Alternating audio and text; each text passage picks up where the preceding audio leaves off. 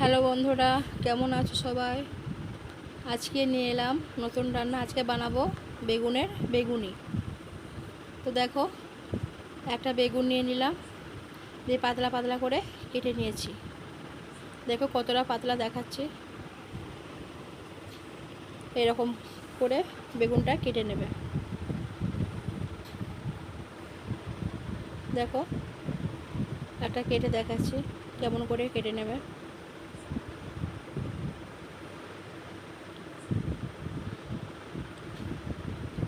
প্রথমে বেগুনের উপরে ওই অংশটা কেটে ফেলে দেবে, তারপরে পাতলা পাতলা লম্বা লম্বা করে কেটে নেবে। দেখো ঠিক এরকম করে কেটে নেবে। তারপরে বেসনটা মেখে নিতে হবে। একটু নুন, পরিমাণ মতো নুনটা দেবে। তারপরে দিয়ে দেব একটু লঙ্কার গুঁড়ো দিয়ে দেব।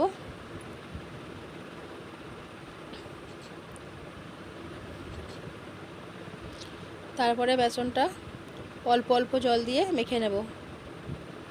প্রথমেই বেশি জল দিলে হবে না, অল্প অল্প জল দিয়ে বেসনটা মেখে নিতে হবে।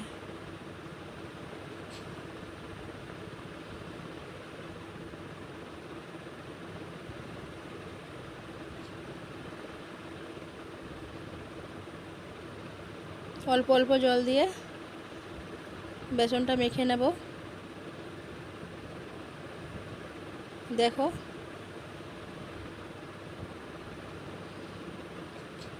খুব মোটাও হবে না আর খুব পাতলাও হবে না, মিডিয়াম সাইজে বেসনটাকে মেখে নিতে হবে।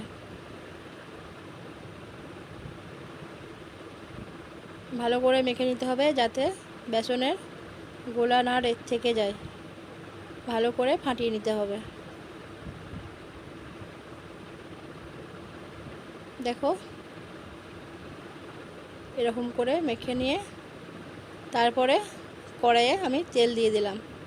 তেলটা গরম হয়ে এলে তারপরে আস্তে আস্তে বেগুনিগুলো তেলে ছাড়বো। তো দেখো তেলটা আস্তে আস্তে গরম হয়ে আসছে। এরপরে একে একে বেগুনিগুলোকে ছেড়ে দেব। তো দেখো একটা বেগুনি ছাড়া হয়ে গেল, আর একটা বেগুনি ছেড়ে দেব, দিয়ে এপিট ওপিট ভালো করে লাল লাল করে ভেজে নেব। দেখো বেগুনটা ভাজা হয়ে গেছে।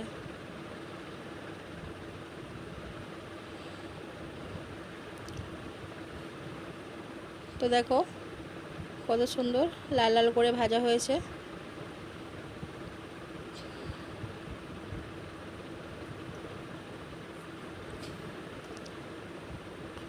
দেখো আবার তেলেতে বেসন দিয়ে দেব, বেসন ও বেগুনিগুলো দিয়ে দেব। আবার সেরকম লাল লাল করে বেগুনগুলোকে ভেজে নেব। এক দিকটা হয়ে গেলে অন্য দিকটা উল্টে দেব।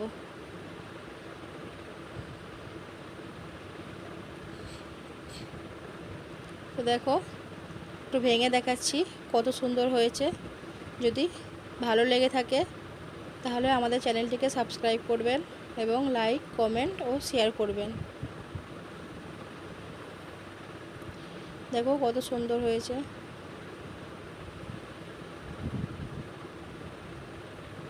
তো দেখা হবে পরের ভিডিওতে।